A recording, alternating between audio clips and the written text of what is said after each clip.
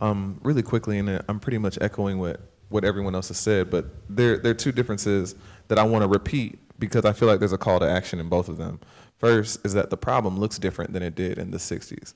When we talk about racism, we're talking about highly adaptive systems of social control that are based on the construct of race. And they look different. They evolve. They do not simply end. And so we tend to tell this story about the civil rights movement in this very naive way, thinking that, oh, well, Dr. King preached the I Have a Dream speech, and then it happened. Only it didn't. And so now the problem looks different. And so if you're waiting for people to bust out the hoods and the nooses and their pitchforks and their torches and to come to somebody's apartment building before you get active, you are waiting too long. It is happening. The institution of slavery still exists in this country. It never ended. People are still being lynched. Leadership is still being targeted in our communities. It's still happening. So you cannot wait for it to be overt like it was back then. Also, leadership looks different in this movement. We have a lot of decentralized movements, and that is a strength of our movement, I believe. And so if you're waiting for a Dr. King or a Malcolm X that you can jump behind, you're waiting too long. You're letting the moment pass you. We don't have Dr. Kings and Malcolm X's, and the leadership that we do have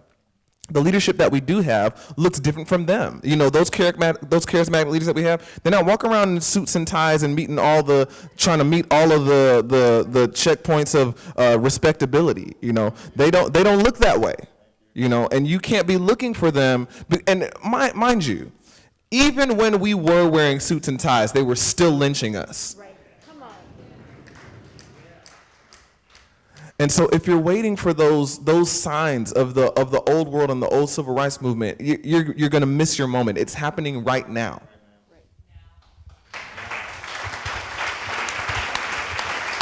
I wish we had about an hour and a half more.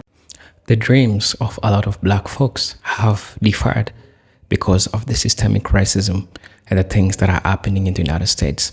Imagine the lives of black people. Majority of lives of black people have been distorted because of the systems that were placed to make them not successful. The dreams that have crashed, the lives that have been lost in the name of systemic racism. And sometimes when you try to talk about this, first, I would like to say that Dreams Deferred was motivated by a poem famously written by Langston Hughes in her poem called Harlem. The poem deeply resonates with black people because a lot of dreams have been deferred. A lot of things have not happened in the lives of black people because one, it has been erased. Two, people who are trying to push these messages were taken away from the society. The voices that stood, the voices that brought a wind of change, they made sure they took it away. But now we ask ourselves, until when will this happen? When will black people keep postponing their dreams? And it's upon black folks to stand up as a group, to stand up as an individual, to call out all those racist people who are trying to make life hard for black people. This video is also important and it's also refreshing, and it shows you that there is a future for black people because the people who are arguing in this video are young black Americans, young scholars who really decided to stop different things that they were doing in their lives. And they sat down and they asked themselves, why is this happening in our environs and what can we do? And I believe that change starts within me, myself as an individual. They ask themselves, what can we do to make this change? And as me seeing these young, vibrant brothers and sisters who stood in business, who talked about this and called all those racist people for what they have done for the longest time, I think it's important for us to talk about this. I want us to watch this video. It is so motivating. It is so important to see young scholars, young black scholars dropping these bombs, dropping these gems towards these white people, asking them critical questions that I feel like it is always important for us to have a discussion about. These are presented unique stories. If you're watching this video for the first time, kindly make sure you subscribe to the channel, join our membership, and really get to see what we can offer you. Until then, let's watch the video. I'll be back. Okay, well, let me start with why I feel called to not be silent on systemic racism. So I grew up in a very bicultural context. I'm originally from Minneapolis, Minnesota, and I grew up in a black neighborhood but went to white schools. When I went to college out in Pennsylvania, central Pennsylvania, I saw a very deep need there to help the black students adjust to a very white world, because we were in central Pennsylvania where the KKK was live and active. And having grown up in Minnesota and went to white schools, I knew how to navigate white schools. But many of my friends were from Baltimore, Maryland, and all black counties, PG County, and it was a shock to them to be in this very white context. And so I started working with them to help them survive college. And at a certain point, I had a friend in my major, I was having lunch with him, he was a white male, and I said to him, why is it that you and I are in the same major, same program, same year, but you don't know any of my experience, and I know so much of your experience, and our worlds are so separate and so apart. And that really was the start of me working towards addressing racism on a massive scale. I actually designed a conference for my college. And then when I came out here to California and working at Fuller, God just started putting things in my lap in terms of opportunities to help Fuller as an institution address issues with racism. So now I'm in my role, I'm Director of Operations for the Pinnell Center for African American Church Studies. And this call to work within an institution is difficult and it's challenging, because you're not just working with individual people. You're looking at systems and saying, how are these systems actually making it more difficult for people to thrive, and for people to have equal opportunity in the classroom, people to have equal opportunity when they graduate, or even how do we as an institution cause systemic oppression within the larger Pasadena and Los Angeles community. So you're really looking at racism on a massive scale, and trying to carry a prophetic voice to challenge the institution to live out this gospel faithfully, because it is a Christian institution. So it's my call, so that's why I do it. That's why I don't stay silent. If I were to stay silent, I don't know what would happen to me.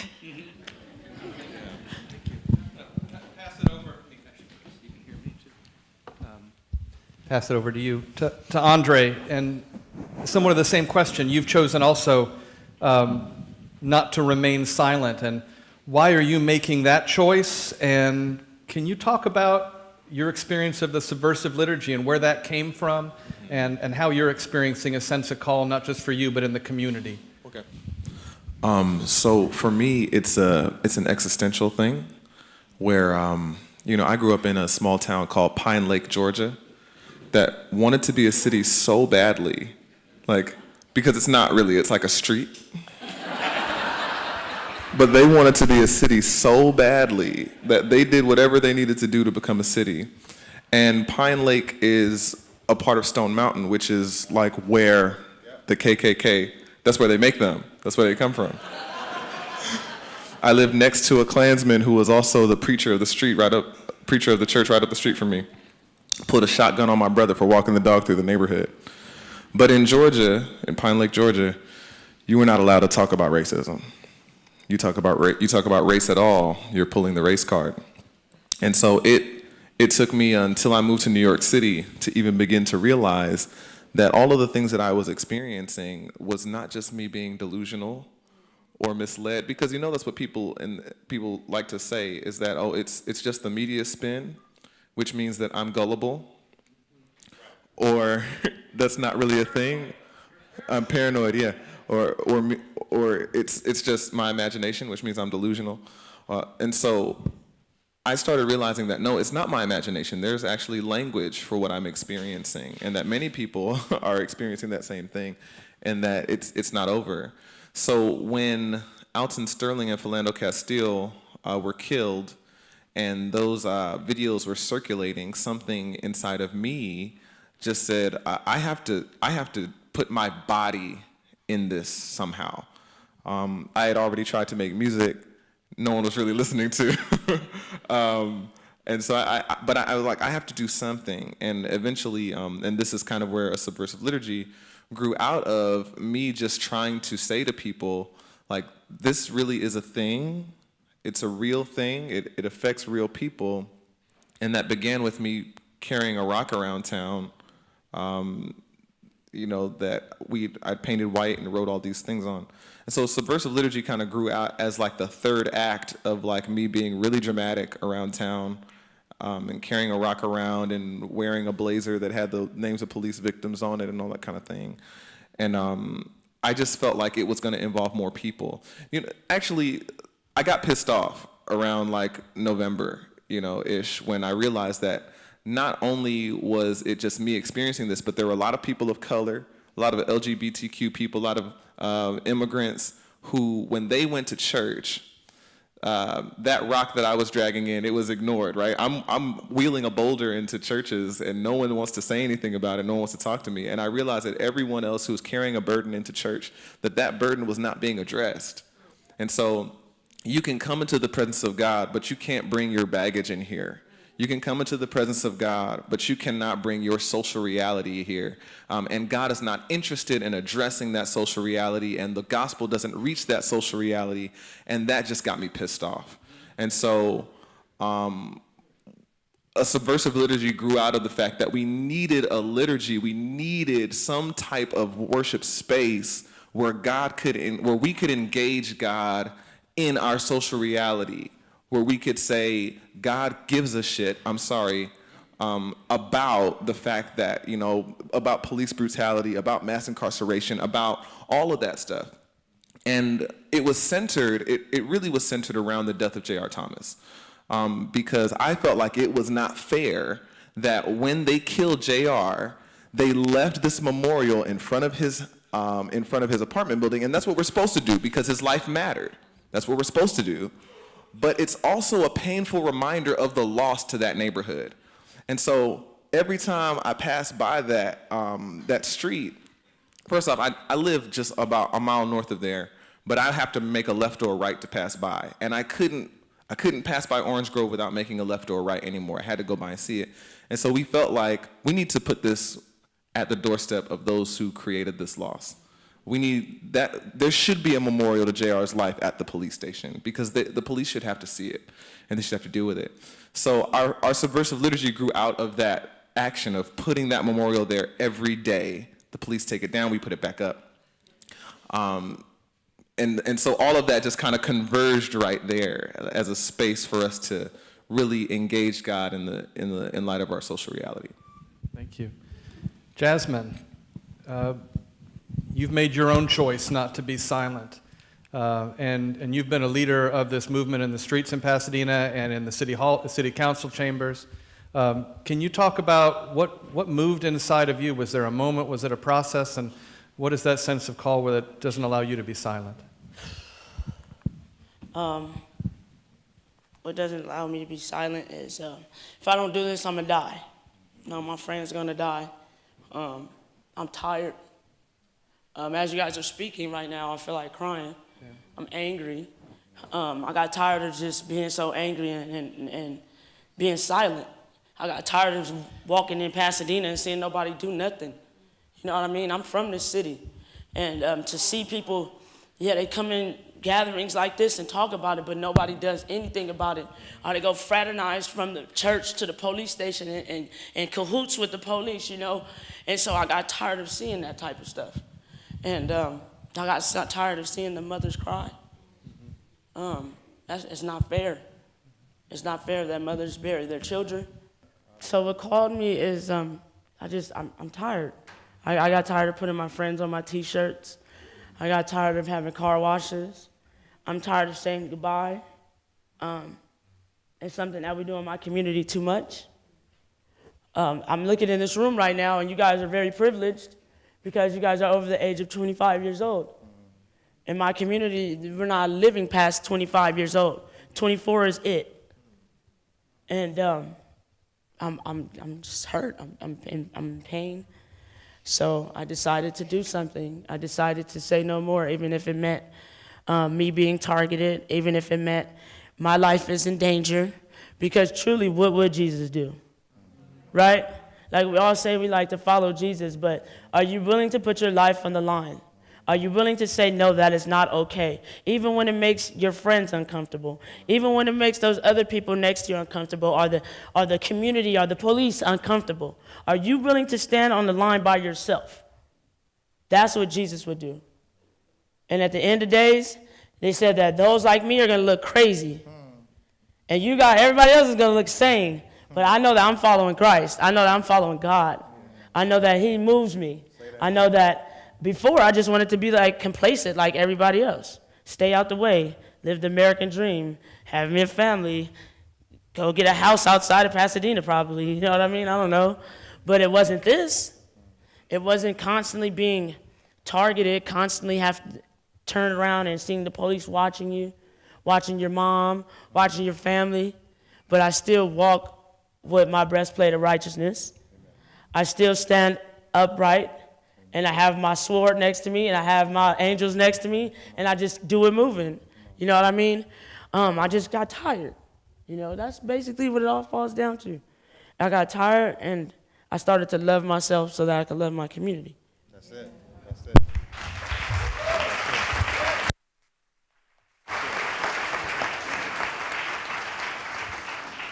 Delonte, you're doing this in the church, so talk about doing that and talk about what it means for you to do this in the church.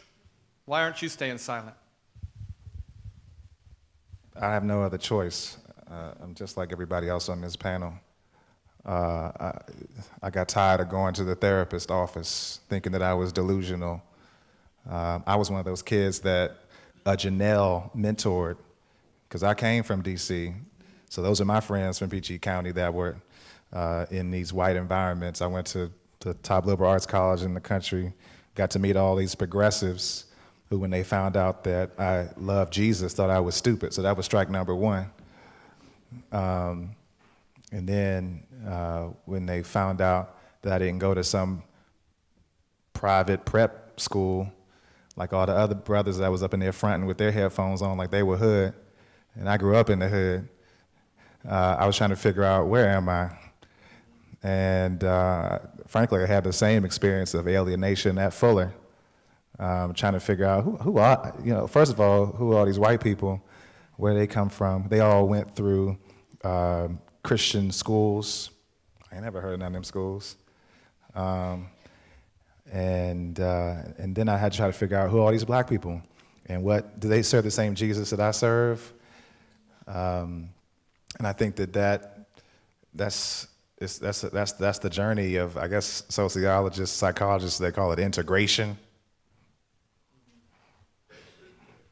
I've been in a journey of integration because I realized that the Jesus that I met in my dad's, in my mom's basement when I was 6, playing little vinyls of Dr. King speeches and memorizing those Dr. King speeches, and then preaching those Dr. King speeches all over the city. That was the only time I heard that message of liberation and hope. I did not hear it from any of my pastors. They wanted to save my soul. They wanted to see me happy. They wanted me to roll around in the ground, to experience a Pentecost that was of heavenly good, but no earthly good. And so the reason why I came to Fuller, the reason why I decided to respond to the call to ministry is because I couldn't take it no more. I lived in DC serving at the idols of both Mammon and Caesar. Everybody in DC is like the people in this room, like me, like you all. Everybody in DC, we love to be on the boards. You know what I'm saying? We love to be on the website. We love to slip somebody our CV. That's what we worshiped. And when I started my business in DC, I've always had black mentors. I'm very grateful for that. Oh, glory be to God. I'm so thankful that growing up in my city, I always had black people that I knew could do anything. So I always felt like, man, they like Superman, Superwoman, they can do it. Now we've made our mistakes trying to be like white folk and, trying to, but what I mean when I say trying to be like white folk is think we can get away with the stuff that y'all get away with, cheating and lying on your taxes and getting elected to city council and taking bags of money and I can name 4 brothers that I was close with back home who got elected to political office or something like that, and one by one, everybody went down for the count because they, when we get on the inside, Dr. King taught us to get on the inside and to integrate. So when we integrate, we mistook the ways of Jesus for the ways of whiteness, and so we thought that when we got integrated, that we could do everything y'all do. That's what we thought integration meant, right? I can do what white folk do. And so something about this call of following Jesus as a pastor means that I have to maybe invite people into what it might mean to follow a Jesus that doesn't look like Caesar, doesn't look like Mammon, actually is willing to reject that. Actually willing to put, your body, your life on the line. Colossians talks about Jesus, the nails going in Jesus' hands. Okay, I'm not going to preach another sermon. And I know we got, when you get a preacher talking, give a preacher a microphone. It's a dangerous business. All I'm saying is, I'm just like everybody else here. I ain't have a choice. Yeah. Well, so what we see happening here, and this is how God works, and I'm going to try not to be the preacher with the microphone, is movements begin because God touches individual hearts, and then those individuals find each other. And what we're seeing happening, not just in Pasadena, but around this country, and maybe even around the world, is a new movement. And people are starting to use movement language. And I'm just going to let you all kick this around. How do you see this movement today being different from the civil rights movement, either as it really was or as we nostalgize it today? And what does that look like here in Pasadena? Let me say real quick, just since I have the microphone still, and then I'll pass it on. This is quick. The main difference is preachers don't get to just roll up and say, give me the mic.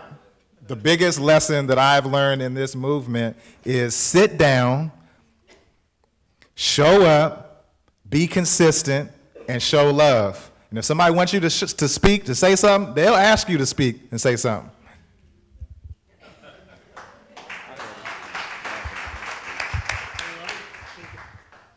You go first.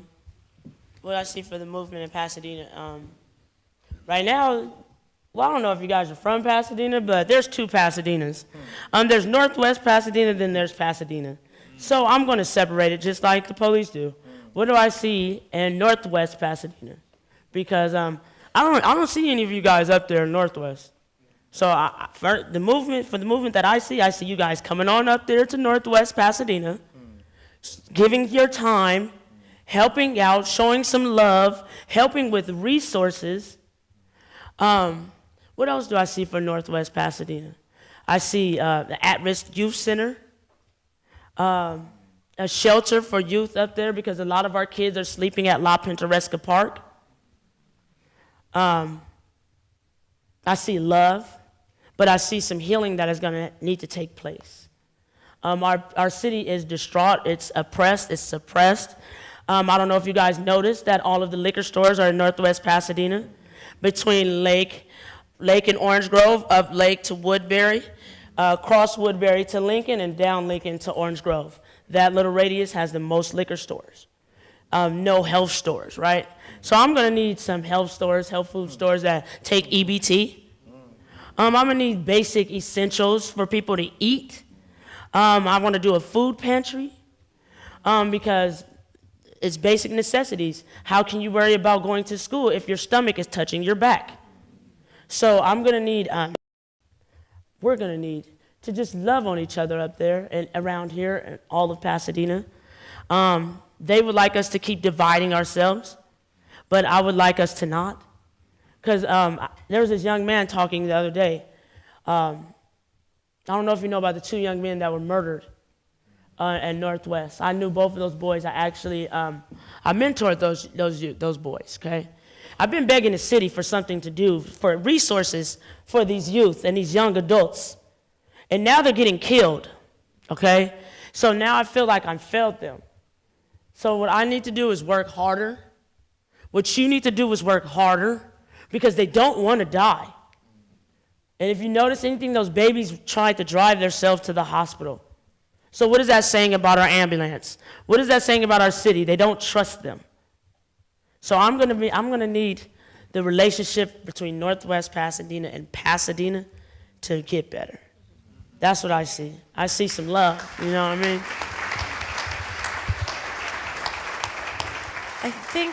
I think another difference between the civil rights movement is today is the very fact that we can be sitting up here and not being stoned or shot or burned, hung, what have you. We're coming out of a different era.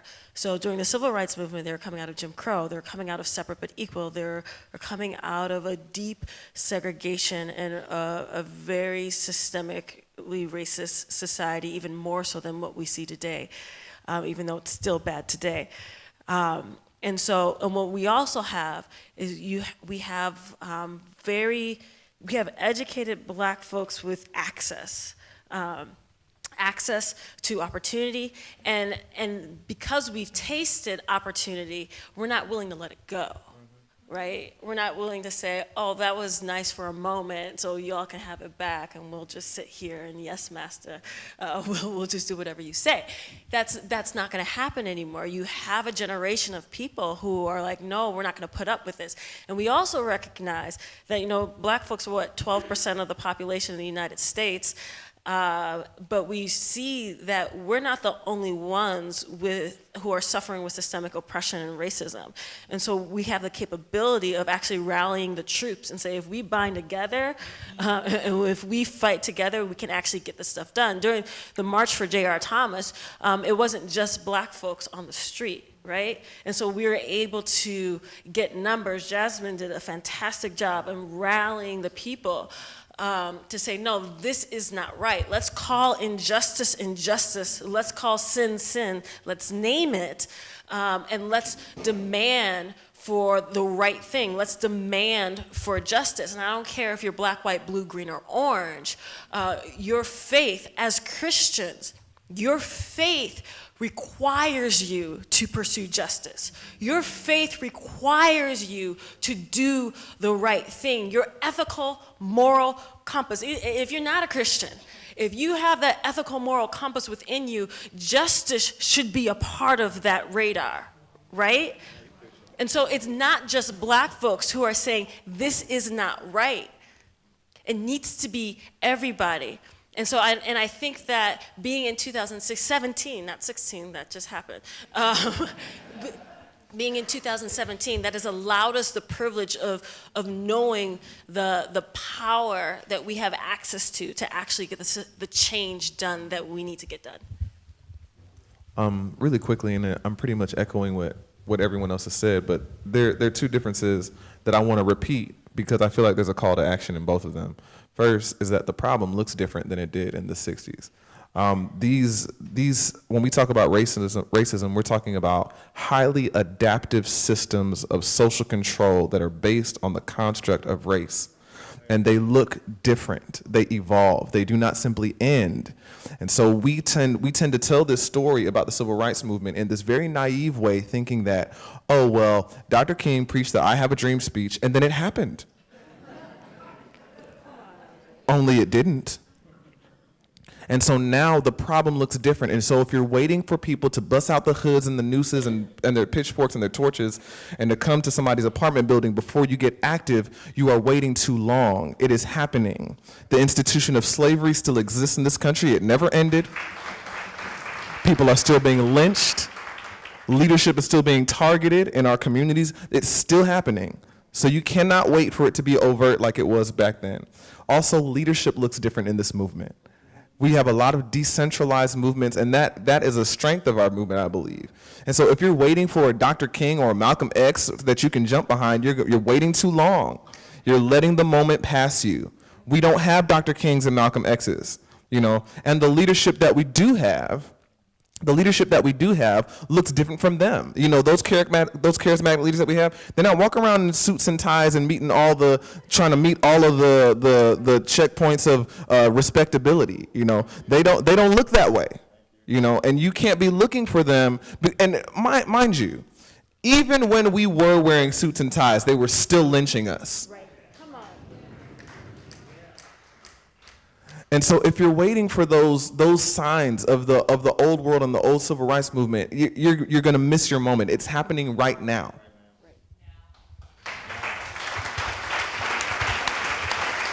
I wish we had about an hour and a half more, and we've got about 4 minutes. I know, and I got like 9 questions I haven't asked. What's the word that you have for us? I want to leave it as open as that. You look out in this group that is gathered here, you look out at us. What word do you want us leaving this place gnawing at our heart and our spirit that won't let go?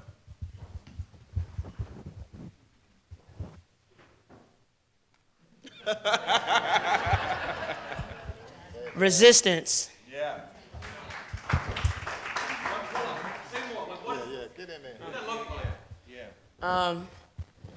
Standing up against social injustice. Coming to those city council meetings, but actually talking and saying what you see. It looks like extending some love. It looks like just stepping against the social order, the everyday social order. If you see something wrong, say something. You know what I mean? But don't go say something please don't call the police and say something. Just say something to that person because, man, these youngsters, they listen. They listen. All you have to do is stop acting scared and talk to them. Because the energy, they feel the energy. You know what I mean? If you act scared, then they're going to be like, well, they're scared of me anyway.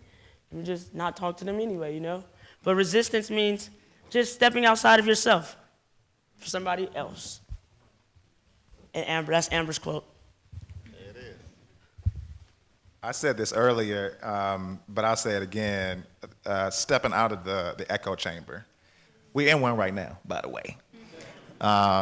So I guess my Swarthmore journey to my Fuller journey is essentially, it is a bridge between progressivism and fundamentalism, basically. And so if we, particularly for those of you who identify as Christians, if we cannot lift up Jesus in such a way that both progressives and conservatives can hear it, we failed. Okay, so I think that's what this time requires. It requires a multi-theological, ecumenical, Muslim, Sikh, everybody type of coalition. But for me, that means that I need to be authentically Christian within that space. I need not be nebulous about the God that I worship within that space. I can be convicted and stand on Christ. So, I don't know. We used to sing a song, Christ, the solid rock I stand. All other ground is sinking sand.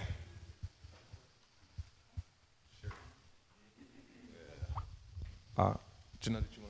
You can go. Okay. I was about to write down what I was going to say because I didn't want to forget nothing. Someone says, if you want people to leave with one thing, here's my chance. Okay. I want to say to you, Christians, they taught us the song in Sunday school wrong. It should have been, He put the whole world in our hands. They should have taught us to sing it that way. Because when God creates human beings, God blesses them and says, rule over the earth. So God blesses them with power, with agency. You don't even have to look at the scripture to know that. Just look at history. The world that we have is shaped by human choices. And so the fate of the world is in your hands.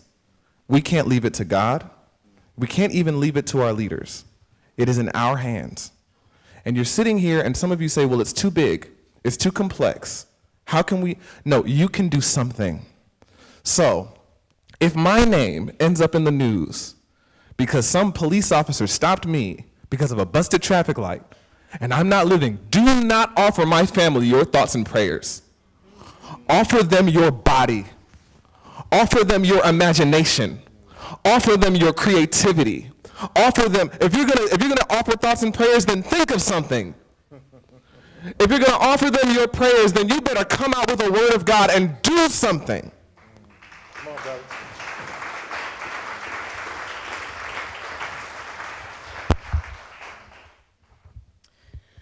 Acts 2 says, in the last days, I will pour out my spirit on sons and daughters. How does it go? In the last days, I will pour out my spirit on all flesh. Your sons and daughters will prophesy. Your old men will dream dreams. Your young men will see visions. Even on my servants, both men and women, I will pour out my spirit in those days, and they will prophesy. Be prophetic. We all have a call to be prophetic.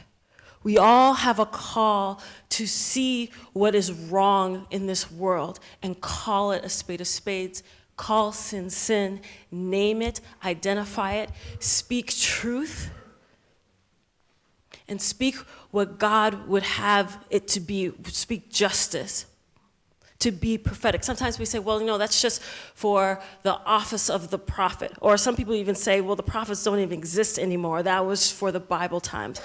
But Acts 2 says that God has poured out his spirit on all of us to prophesy. So be prophetic with the injustices that you see in our society, and don't let them pass you by. I need to officially end us so our sound techs can get over to the church. Can we give thanks? And then I'm going to give you a chance, Chad. Can we just give thanks to this group of people here? Thank you so much. Hello guys, welcome back to the channel. I just hope that you are super great, right? Now, looking at the historical context of Dream Deferred, yes, you can look at it figuratively. From slavery to Jim Crow, colonialism to systemic racism, black people have continuously fought for freedom, justice, and economic empowerment. The promises of emancipation, civil rights, and independence were supposed to bring true liberation, yet many black communities remain trapped in circles of economic disparity, political exclusion, and racial violence, just as Hobbes describes the dream deferred as something that sags like a heavy load. Black progress have always been slowed down by systemic barriers, broken promises, and betrayal from those in power. Every step forward, whether through Reconstruction, decolonization, and civil rights movements, has been met with new reforms of suppression. From redlining and mass incarceration to economic exploitation and cultural erasure. And this is true because every moment black folks try to make a move, they'll always put a load. And the Lord will be redlining, and the Lord will be mass incarceration, and the Lord will be planting of drugs towards black people. And when they do this has a negative impact, and this has a negative implication towards black people. And when they do this affects them negatively. Every step forward a black person is trying to do, they will always be met with a negative force, with a force that tries to draw them back, to pull them back from what they are supposed to be doing, or what they feel like it's great if they do, right? There is usually new struggles. As the struggles continue, is there something that we black people learn from? And I think the most important thing that black people learn from this is understanding the concept that you are the person who is responsible. And one is knowing that you need to support a black business. You need to move silently as a group. You need to have secrets that you keep for yourself as a community. Things that works for you. Support your own community. It's more of unifying and calling out these problematic system that causes this havoc to black people. Even in the modern times, the dream of full equality remains distant. While laws have changed, systemic issues persist.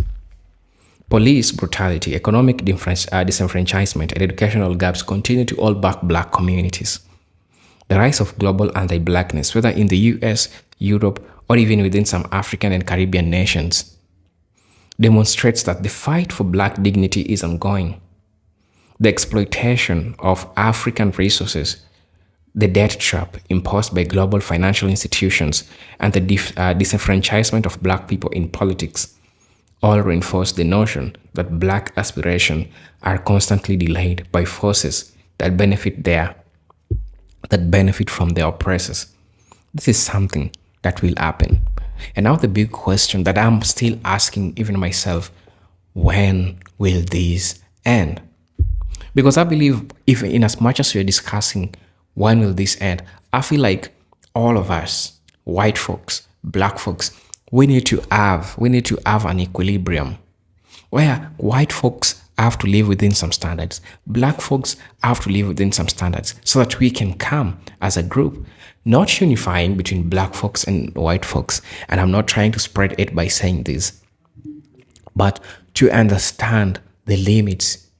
Because you as a white folk, for example, if any white folk is watching this video, you need to understand this. You spewing this hate towards the black people, you've led to yourself what is called the self-destruction. You're destroying yourself because you're denying yourself opportunity by lying to yourself, by thinking that you're great as compared to other person. You're destroying yourself because you're not exploiting the maximum limit of yourself because you believe that you are the blueprint, but yet it's not the truth. So that being said, I feel like these discussions are important if we pragmatically have a way of looking forward of how we can move on, not necessarily through moving like together between white folks and white folks, but fostering unity between black folks themselves. Because for the longest time, other communities, Latino, white community, they have always been moving together, not black folks. But now, I'm asking black people if only they can unify, because the only asset, and I'll not stop saying this, the only asset that a black person has is unity. Other communities are unifying. Black folks are divided. I'm still hurt seeing until today we still have diaspora wars. My question is, when will all these end? When will all these diaspora wars end? That's the question. So that being said, it means that we as black people, all black people collectively, we are endowed with the responsibility of getting out there and spreading unity amongst ourselves, and knowing that the only asset that a black person has is unity. Asking the question, when will this all end? I'm answering it myself. And I'll also want to know you to tell me, when will all this end for black people? Until when will the dreams still be deferred? Black people have deferred their dreams for the longest time. The question is, until when will all this stop? I don't know where you're watching me from, but I think this is a question that we need to ponder ourselves with.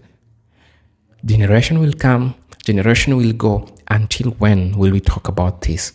Until when will we have a platform to also talk about other things that are important, other things that now, let's stop talking about the oppression that it's happening to us. It's important. The first step of solving a problem is recognizing a problem, and we can't recognize a problem if we not talk about it. So the first step is talking about it. But my question is, until when will we keep talking about it? Sometimes, like Malcolm X said, words itself doesn't suffice change. Change needs to be met with action. And sometimes you don't ask for freedom. Sometimes you take freedom. Taking its action. Asking is just words, but taking is action. You need to take action. It is my responsibility as a black person, as a continental African, to embrace, to understand, and to decide, and to look into ways that can make black folks across the world to come up with ways that they can stand together. I hope you're fine. I hope you're well. wherever you're watching us from. As you know, this is a presenter, Jindoki Stories, and I'm hoping you're super great. You're having a great Sunday wherever you're watching us from. And if you're watching this video for the first time, I'll most definitely ask you to subscribe to our channel, join our membership, and really get to see what it can offer you. But until then, peace, love, and harmony. Salute. Please ensure to stay safe wherever you're watching us from.